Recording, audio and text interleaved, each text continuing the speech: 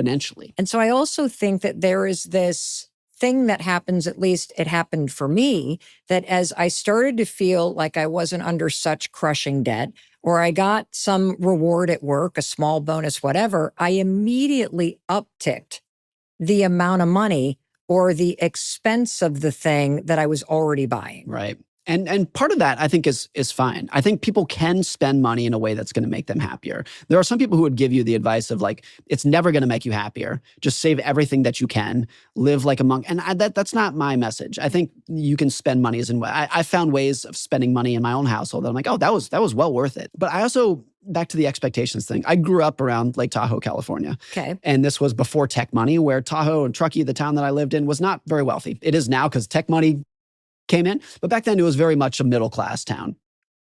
And then I went to college in Los Angeles. And I couldn't believe making that shift from middle-class mountain town to Beverly Hills kind of area, what it did to my definition of rich. As I said earlier, it used to be that my definition of rich was a new pickup truck, a new F-150 that's a rich person. And I moved to LA and it just exploded. No matter how successful you are, you pull up to a stoplight and even if you're driving a Lamborghini, there's 17 others right there. And you never feel like you're getting enough. And the conditions for happiness, I think, were much greater in that middle-class town. Now, I did a pretty good job in LA in my own mind of still keeping my expectations in check. I think a lot of that was fear. I always had a fear that I was never going to make it. And so I was saving as much as I could just out of a sense of fear.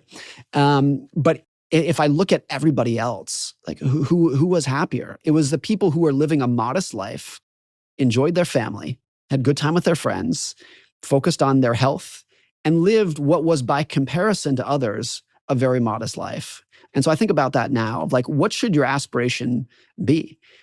It's interesting with parents. If you ask parents, what do you want for your kids, particularly if their kids are young? Most parents will say, I just want them to be happy when they're older. And then if you say, well, do you want them to be rich and successful?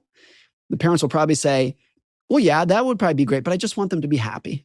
And I think parents say that because there's a difference between the two. There's a difference between being rich and being happy. You've experienced it as an adult. And so even if your kids are middle class, doing modest by expectations, you know that they can be happy if they're keeping their expectations in check and they're focusing on the things that matter. Well, what I love that you keep coming back to is that your definition truly for the word happiness and the way we casually use it is contentment, which means you are in the present moment of your life. Yes. And you are not seeking something more.